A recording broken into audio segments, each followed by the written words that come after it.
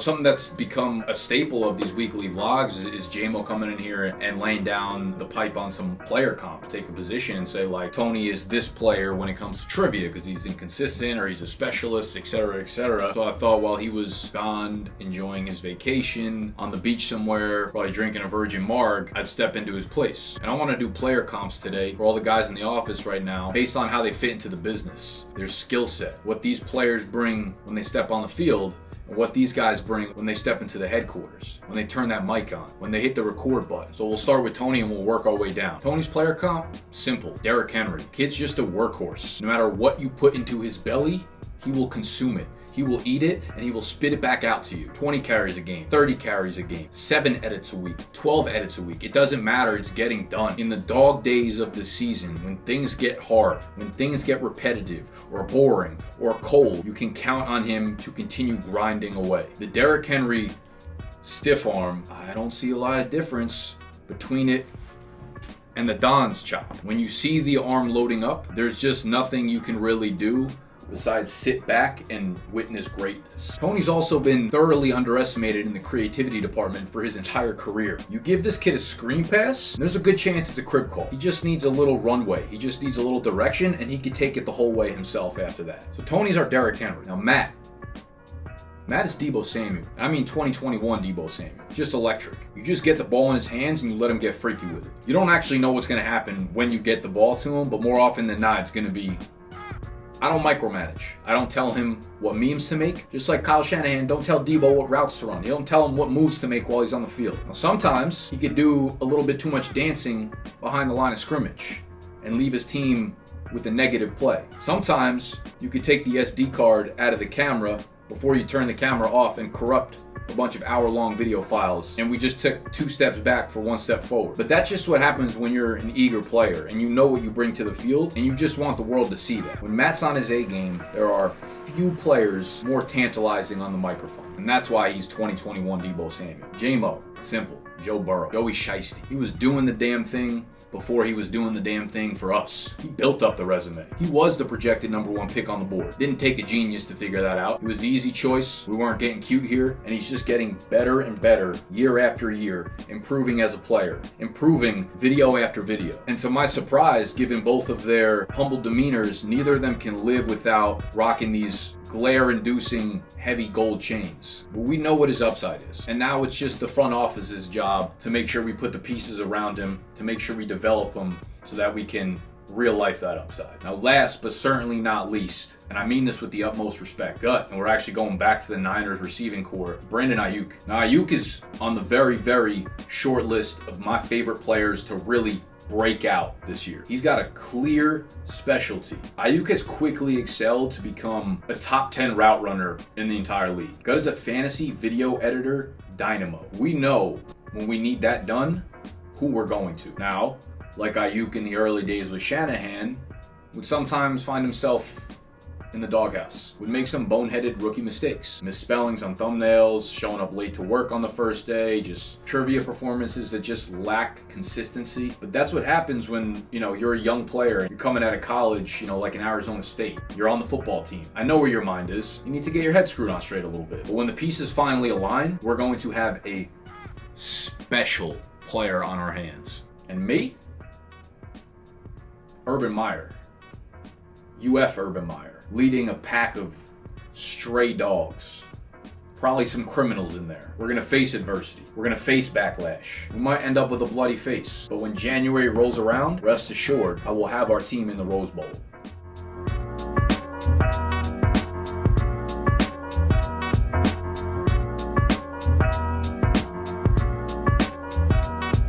All right, well, all the interns are gone.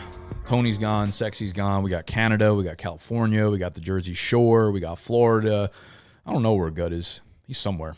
But it's just me, so you're getting a lot of me in this vlog today. And something pretty cool happened, and I want to talk about it in a little bit more depth. Yesterday, we hit 100,000 subscribers on the main BDGE fantasy-only YouTube channel. And, if you follow me for a while, I could care less about, vanity metrics like that, subscriber counts, view counts, like the money that we make off of all this stuff. It obviously unlocks a lot of things, and it helps us like progress towards where we want to go. But all of those things really are just that. They help us unlock like freedom and unlock the ability to chase after what we're going for. I've always operated purely based off like passion, instinct, and the way things are feeling. And if they don't feel right, we pivot, we experiment, we try to make them feel right. It's one ultimate goose chase, right? But you have to love the process. And I want to say I made my first YouTube video in like 2014. And I probably started blogging maybe 2 years before that. So realistically, I've probably been making content for a decade. Like I've been putting myself out there making content for a decade, way before this whole like creator economy was really a thing, or at least the level of a thing it is at this point. So when I say like we hit 100,000 subscribers, it doesn't mean the same thing to most people out there that it does to me. This is probably the only real vanity metric I've ever been like, man, this is kind of fucking cool, because it's been something that is a representation or an expression kind of like all of the consistency and the work that we put in. Because we have 600,000 followers on TikTok. The trivia channel's blowing up thanks to the conversion of people from TikTok, and like that channel will be at 100K in probably like a year's time, whatever, 2 years time, doesn't matter. A fraction of the time it took us to get to where we are on the fantasy channel. And over the years, it has literally just been a grind, a consistent grind, day in and day out, if not hour in and hour out, to make this fucking ship of a Titanic move. And you see so many social people and brands and stuff hit that number in particular, 100,000, over and over again. Like, it is not a very large scale number to hit on social, right? And this feels different to me because it's not something that came quickly. One of the things you'll learn relatively, well, maybe over a long period of time, I guess, is that the quicker you build something, the quicker it can fall. The longer you take to build something, the longer it will take to come to a halt, right? So we've been through some shit the last year and a half, 2 years, whatever. Been dragged through the mud, lived in the gutter, but we are way through that. And we are I feel as good as I've ever felt work-wise. We are as good in a position that I've ever felt work-wise as a brand. And it's because we built a foundation prior to going through all the nonsense that plays itself out in the social world. I'm not even talking about anything in particular. We've been through, enough shit where we just get a lot of mud thrown at us, for better or worse, for whatever it is. But the 100,000 means a lot to me in particular with this, because I know I've built it the right way. I know I've built it by putting in, we have, I think, like 2,400 videos on that YouTube channel. That is me showing up for myself basically every single day, researching the video, making the thumbnail. And of course, like, I have not done that all myself. And I guess I want to take a second to thank like everybody that's helped me out from the very, very, very beginning, and everybody who's ever been a part of the content, whether it's Steve or Snacks and Animal and Ike and One Chains and everybody that's part of the E-Town Get Down, Scott and Mike and Noah and Noah and Noah and all the guys that are in here right now, the interns, and of course Tony, who has pretty much edited every YouTube video that's gone onto the channel for, I don't know, since we were at like 45,000 subs or something like that. There's just a lot of people that have played a lot of part in getting to where it was. So when we get to a monument like this, I just so appreciate all of the work that goes into it. And when we hit a number like that on like another platform, something that comes quickly to me just doesn't feel good, because one, you didn't earn it, you didn't like work for it, and I just know how quickly that shit can get ripped away from you. So it doesn't have the same effect that something like this does. And it's just a reflection of all the shit that we've done up to this point. The ups and downs, the hours, the fucking blood, sweat, and tears, which all three have come out of my body in the making of this shit. And we've built something strong enough that can, encapsulate everything that's going on in here. Like, that 100,000 seems extremely minuscule because so many people hit those numbers on so many different platforms. But I know that we did it the right way because this has all come from it. We have an office, we have a ton of employees, we sell our own products and services. There are so many people that have those numbers, that have 5 times the numbers, that have 10 times those numbers, and have not been able to pull off the same thing that we have, which is what makes me really proud of getting to this number, but knowing that we did it the right way. And I'm so fucking excited for the future of what we can do. and I know what we're capable of only because I've been through. There's fucking little skeeters everywhere right now. I need to get the electric tennis racket. I know what we're capable of doing because I've been through all the bad and all the good, you know? Someone asked me the other day, what's like the biggest regret you have in building your business? And I hated that, like, my response felt very cliche, but I've never really looked at what we're building. I think, like, in today's world, a lot of people think about like a business and it's very black and white, because a lot of businesses, you know, take startup money, or they just like it becomes a business one day, right? It wasn't there yesterday, but now it is. Like, I filed to become a corporation or an LLC, or I put up a storefront.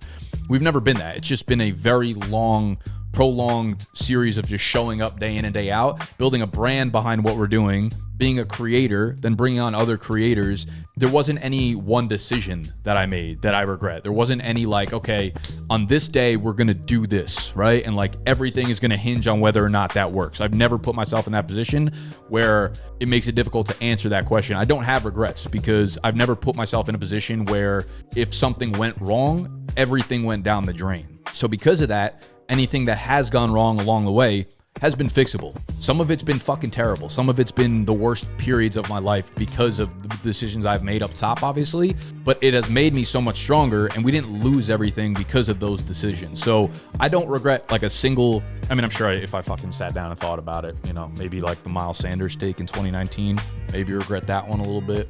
Or was that 2020? Both probably 21 and 22 also. I'm on a serious note, like business wise, I feel so strong and in a weird way experienced, although I'm very young and obviously have not very young relative to very experienced business people, and have not experienced a lot of things that I probably still will go through in the next 10, 15 years. But I feel so sharpened. Like I feel like I've earned my stripes over the last couple of years to the point where whatever we face going forward, we'll be able to combat it and move forward in a stronger position. And we just have a lot of momentum right now. We have a lot of fun things on the horizon, and it's fun to come into work every day. It's been a pleasure to come into work every day and work around people that are really inspiring to me, that want to put the work in, that challenge each other creatively, and that we're all buying into the same vision. So I guess I just wanted to say thank you to everybody who's been a part of what BDGE is at this point, and it's just clearly it's far, far larger than just the fantasy YouTube channel, which it was for a long time, and I still believe will make us sustainable over the long run. But it's taken on a life of its own. Obviously, there are many other people involved.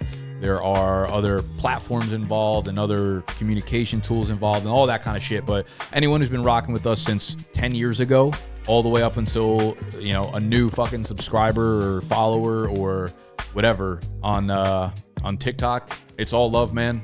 And I want people to understand just like what it really takes to build something like this. And it's the reason I'm so passionate about documenting it, because everything gets thrown around in social about, you know, how quickly you can grow, and here's a fucking tip and a hack and a tactic and a growth fucking hack, and it's just like, it's nauseating. It's insufferable watching it from the eyes of someone who had to suffer so fucking much to get to where I am. And never in my wildest fucking dreams. That's not true. I think when I started, I had like an unwavering belief that I'd get to where we are today. I didn't know how we'd get there. I didn't know how long it would take, but I always believed. But man, like the journey that content has brought me on from the first time I really hit the record button 10 years ago to like where I am now it's indescribable realistically. And it's that first jump that gets you going, and understanding that you're in this game for the long term, you're in it forever, or you're just not really going to be in it. And again, this is kind of a culmination of that. So I don't know. Again, I just wanted to thank you guys, anyone who's been supporting us, anyone who continues to support us, anyone who's ever from bought a product of ours down to liked the video of ours, down to fucking threw hate our way, because it's made us stronger and it's put us in a better place all the way through. So just wanted to show you all a little bit of appreciation and love.